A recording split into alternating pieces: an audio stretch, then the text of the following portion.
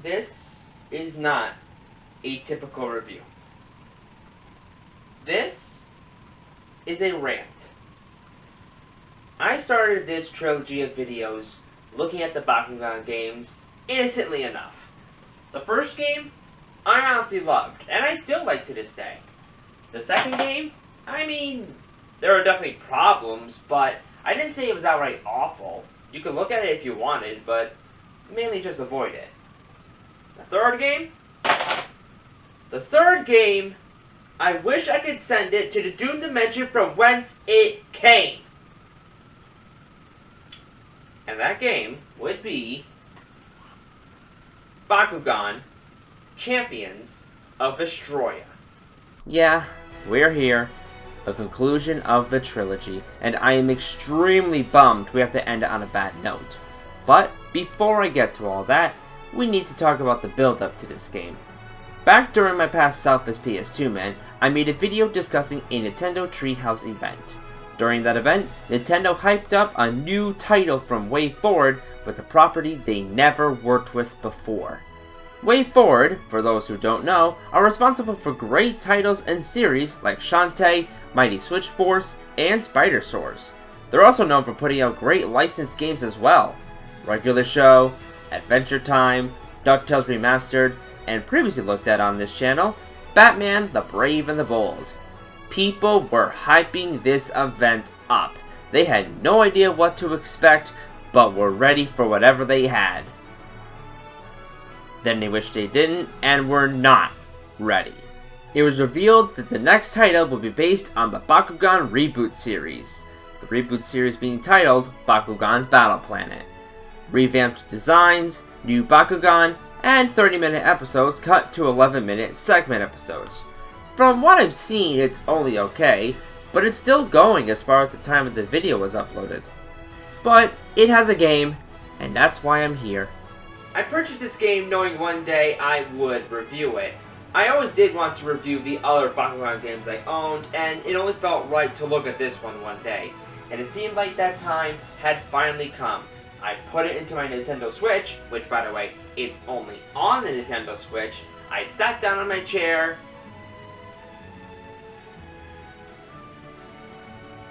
You know how I knew Defenders of the Core was going to great? Get a load of this.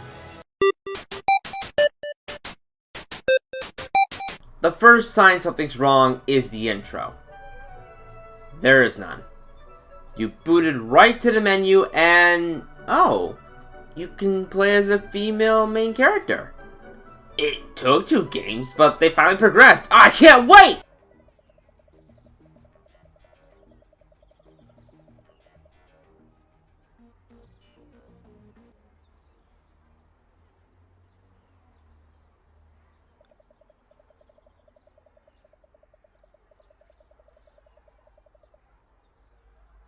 Your ears do not deceive you. There is no voice acting whatsoever in the game. If they aren't Bakugan, it doesn't have a voice. Just lines of text and the most basic of avatars to convey emotion. Everyone shares the same poses, and some characters look eerily similar to others unless they're important to the story. Oh, right. There's a story. You thought Defenders of the Core story was standard, but this story is barely a story at all. You find your own Bakugan around the time mysterious earthquakes occur. You and your friends go out to see what causes the earthquakes. That's it. Those 2 sentences sum up the entire story. There's more to it for sure, but it's like filling the glass to only cover the bottom. It's there, but not enough to get your fill. When I did look up how the game ended, it's just a plan to use the home of all Bakugan for the sake of money. Value friendship, blah blah blah, beat the guy behind it all, end the game. You're not going to care for the story at all. It's honestly the most forgettable of the 3 games. I mean, with characters that have personalities like cardboard, you don't really care for what's going to happen. It's only there to keep you going, to get to the locations, and to keep battling. And unfortunately for us, the story is the least of our issues. I guess the presentation's up next, and you can tell it's on the Switch. Listen, I know some Switch games look fantastic, and I can agree with that, especially with properties like Mario or Zelda.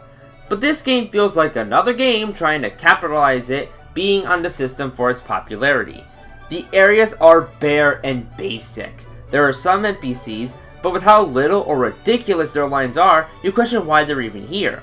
It doesn't help that most just give quests or battles and that's it. At least games like Ni no Kuni know to fill areas with NPCs that help the plot or world building to help you understand where you are. And not...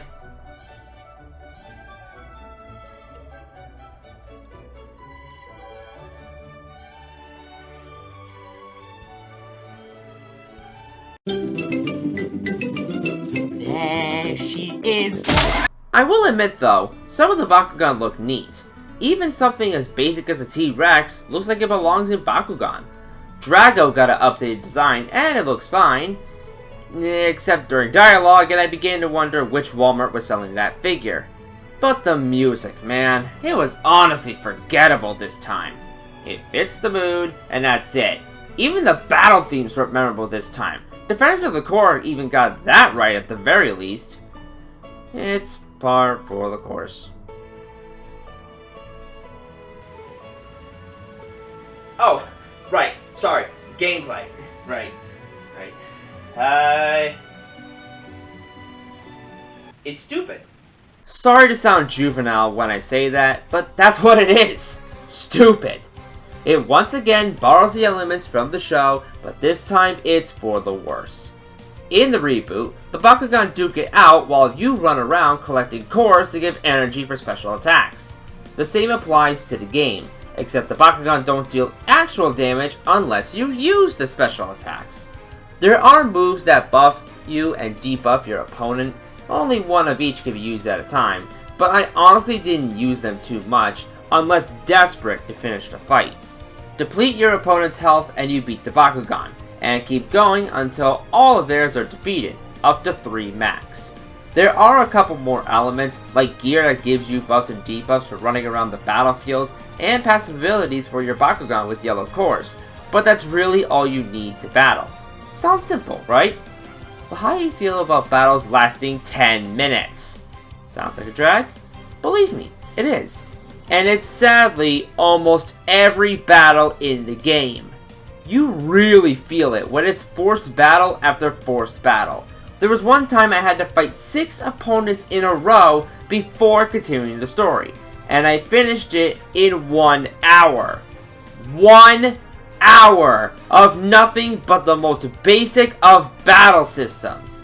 And it's the same thing over and over again. I never felt so drained by a battle system, and that was 2 hours into my playtime. And you're telling me this is a 20-hour long story? Oh, hell no! But hark, I hear you say. The original game did a similar thing of having battle after battle.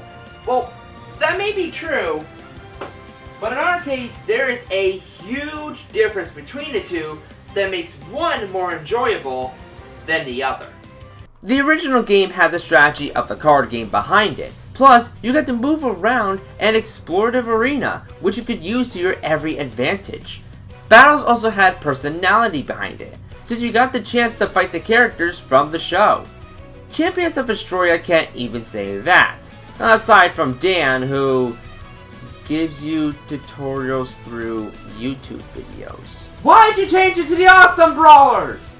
Just random people for battles, running around the same arena with different backgrounds, and that's it. There's no class to these battles, and there's something lost because of it.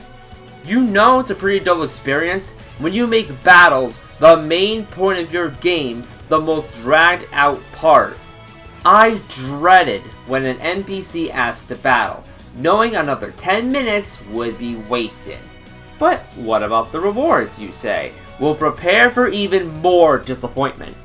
For winning story battles, you're given coins to spend at shops, from cosmetics to ability cards and the gear for your brawler.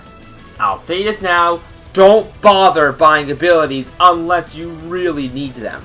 For winning battles and completing quests, you also get ability cards, and it's very possible the ability you just purchased could be given to you for the battle you just won with it, making all that money you gained wasted. The game barely gives you any coins otherwise, unless you randomly find them in the city, and unless you keep up to date with abilities and leveling up your Bakugan by using them, you'll get stuck easily with dragged out battles. Your first 3 Bakugan you get, all you'll need for the entire game. If your Bakugan have 3 different attributes, factions, you'll have no problem unless you forgot what's strong against what. And when fire is weak to fire, it can be easy to forget, even when the game tells you in the stats. And those side quests I mentioned. Nothing more than fetch quests, hide and seek, and tag. That's it.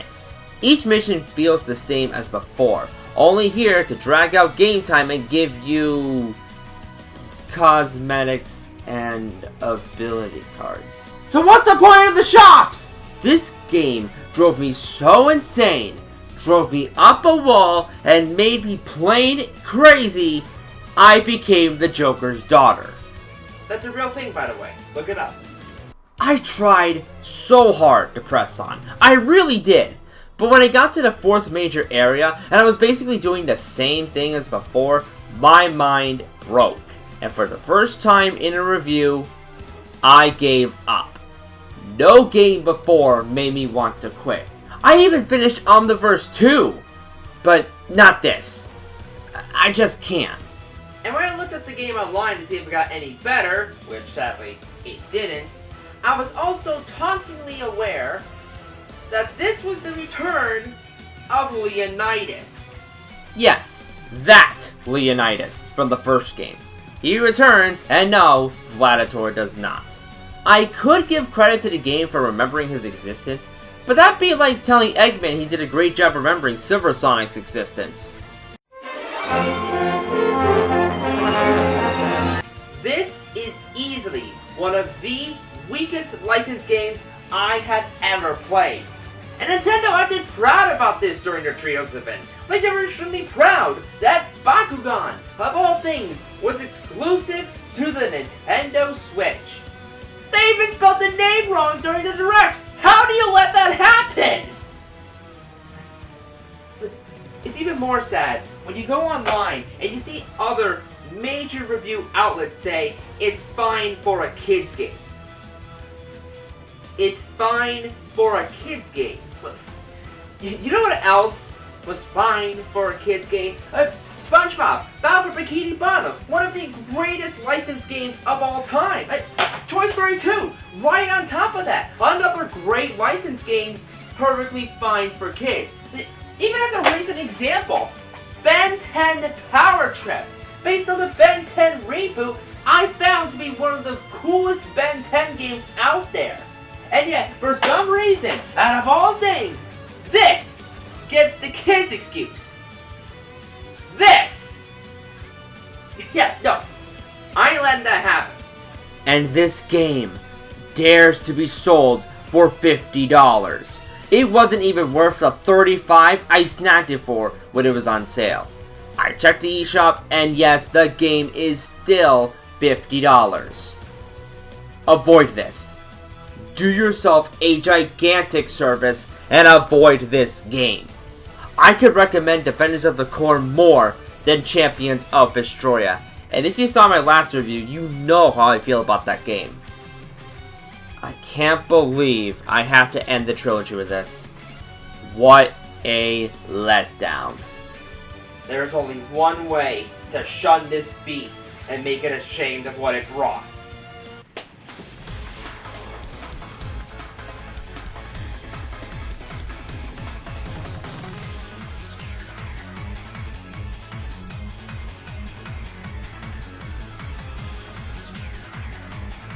Bakugan!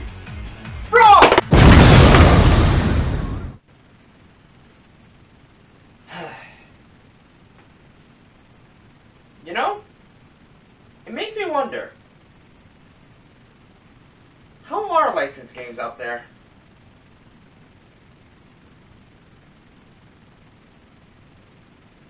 and I think I know just where to start.